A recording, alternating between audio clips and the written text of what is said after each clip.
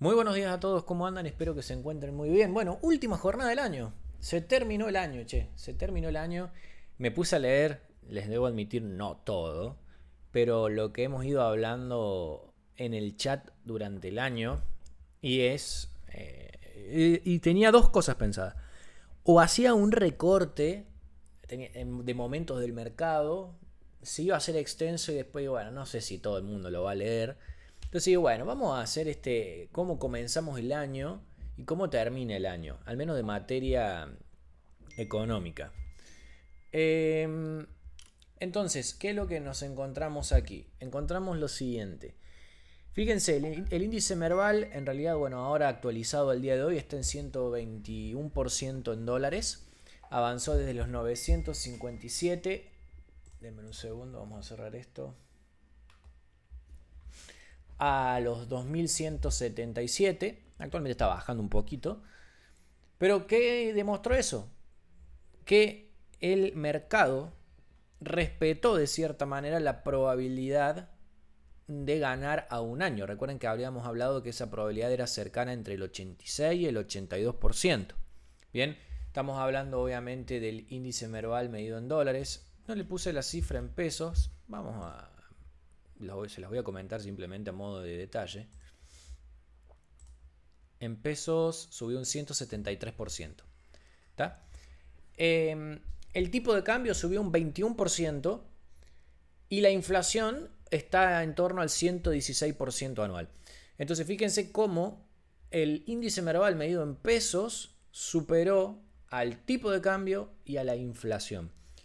Dato que les había yo comentado siempre, creo que durante todo este año, de la importancia de, incluso el año pasado, incluso recuerden, yo ahora estoy acordando medio que les voy comentando esto, que les dije que incluso medido en dólares en el gobierno de Alberto Fernández había subido. Entonces, si incluso en un muy mal gobierno el Merval subía, lo que estábamos observando en la historia, al menos en esta última historia, de estos últimos 30 años aproximadamente, de que el Merval en dólares en torno a los 4 años presidenciales tendía a ser más positivo que negativo. Y que incluso si el gobierno de Milei fuese malo, en torno a 4 años deberíamos ver un resultado positivo. Bueno, fíjense, ya en el primer año creció un 122% aproximadamente medido en dólares. Posteriormente, ¿qué datos podemos decirle? Bueno, fuerte baja el riesgo país. Yo creo que este fue uno de los... Hubo 3 aciertos, creo que fueron los mejores aciertos que hicimos en el año en cuanto a view. En primer lugar, con respecto a la deuda soberana, en ningún momento pusimos en tela de juicio de que la deuda no se iba a pagar, sino más bien, y creo que esto lo deben tener grabado, que yo se lo decía a fuego, el gobierno va a pagar la deuda. ¿Por qué? Porque si no paga la deuda y cae en default, automáticamente se le dispara el tipo de cambio y si se le dispara el tipo de cambio se dispara la inflación. Entonces, se cumple lo que es el criterio de pagar la deuda soberana. El riesgo país, fíjense, bajó un 67% y todavía va a seguir bajando. Y la inflación, está bien, será de un 116, pero corrigiendo precios relativos. Es decir, se corrigió lo que fue salud, telecomunicaciones, energía, con lo que estaba atrasado, energía. Bueno, el tema de alimentos también se corrigió especialmente en los primeros 2 meses del año. Y el último dato de diciembre en consultoras privadas arrojan algunos, el más optimista, una inflación por debajo del 1%. Obviamente, quiero verlo, ¿no? Pero por debajo del 1%. De hecho, si escuchamos a Milei ayer, perdón, no sé si fue ayer o antes de ayer, eh, ellos están preparados para bajar la tasa del crawling peg ya al 1% mensual.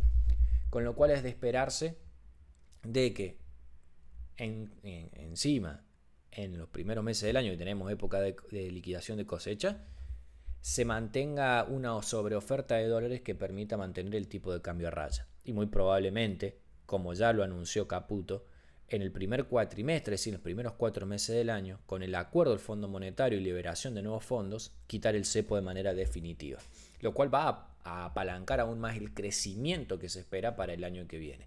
Y dicho sea de paso, es tal la recuperación económica, si bien acá no tenemos puesto el dato en este cuadro.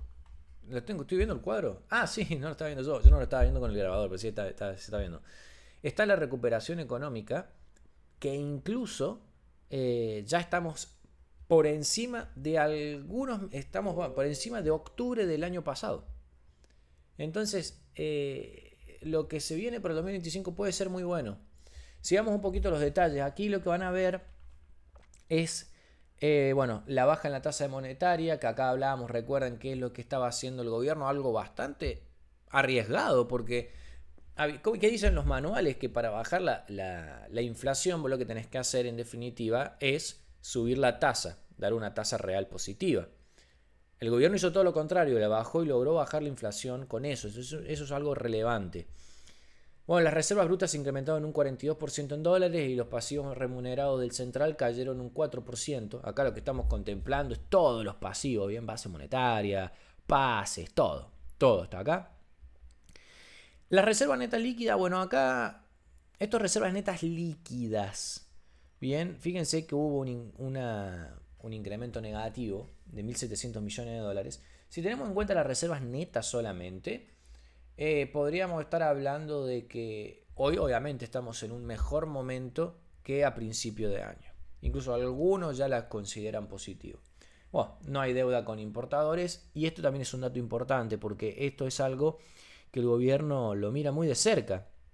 Y es que nos encontramos en máximos históricos en el índice de confianza en relación al gobierno y que además, y un dato no menor, es que los salarios vienen recuperando fuertemente por encima de la inflación, especialmente a partir de lo que es el segundo semestre.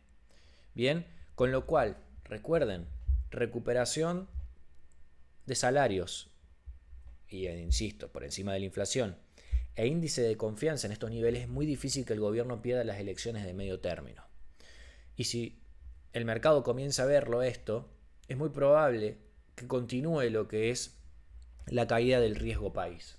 Porque, y otro dato relevante, el gobierno va muy probablemente a funcionar el año que viene con el presupuesto 2023, con el cual le va a dar la posibilidad a seguir ajustando fuertemente el gasto público. Son datos para lo que se espera el año que viene, que desde lo económico se espera un muy buen año. Desde el mercado habrá que seguir observando. Les decía que había 3 views que vimos muy bien. En primera relación, la deuda soberana. En segundo, lo que fue, ¿se acuerdan ustedes? El view de los bancos. Que decíamos, nadie está hablando de los bancos, nadie apuesta por los bancos. Bueno, apostemos por los bancos, al menos en lo que fue el primer arrancón del índice Merval, que lo pudimos agarrar de lleno con los bancos. Obviamente que con el diario del lunes les puedo decir que el mejor trade hubiese hecho seguir apostando por los bancos. ¿Qué fue lo que hicimos nosotros? Fue migrar desde los bancos a las energéticas, que ese otro fue el tercer buen view que hicimos, que bueno, fue seguir apostando a las energéticas, que fueron muy buena performance, aunque los bancos, especialmente Galicia y Superviel, fue lo mejor del año. Bien, por eso quería dar esos 3 destacados de este 2024. Insisto, vamos el 2, probablemente el jueves que viene vamos a hacer la reunión, que no vamos a hacer una reunión de lo que fue diciembre, vamos a hacer una reunión de lo que será el 2025, la reunión de comienzo de año, así que espero que estén presentes y espero que aquellos que no la puedan ver la vean posteriormente. No solo eso, también podemos hablar sobre Bitcoin y podemos hablar sobre el mercado norteamericano. Estados Unidos creció un 23% en dólares, Bitcoin creció un 116% en dólares. ¿Qué significa esto? Significa que una vez más las probabilidades nos dan la razón. O mejor dicho, lo que hablábamos de las probabilidades, el mercado le dio la razón. Que es seguir apostando siempre o invirtiendo a largo plazo. y no meterse dentro de la volatilidad diaria o, como yo siempre les digo, dentro de la ola. No hace falta meterse dentro de la ola, simplemente hay que seguir la tendencia. Ha sido un muy buen año para la IA en los Estados Unidos. Obviamente ahora está bajando un poco, de hecho seguimos de cerca lo que puede ser un patrón de HCH regular, eso podría golpear de cierta manera al mercado norteamericano. Bueno, eso lo vamos a hablar el jueves probablemente. Algo que ya venimos advirtiendo con respecto a las valuaciones. Están bastante altas las valuaciones hoy en día, así que no descartamos una caída de mercado. Lo vamos a hablar el jueves. Y como les decía, por último lo que es BTC, para nosotros sigue existiendo recorrido. Hoy se anunciaba bueno, en corto plazo veremos acá, ¿no? Recuerden lo que venimos hablando en términos de corto plazo para lo que es BTC, especialmente para este patrón lateral y lo que eventualmente ocurriría si se quebraba la baja. Pero más allá de ello, lo que les comentaba con respecto a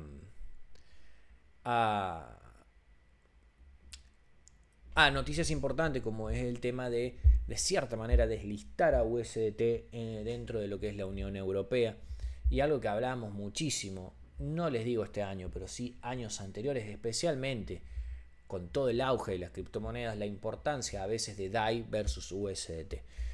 Seguiremos hablando durante la tarde, pero insisto, creo que lo más lindo va a venir el día jueves.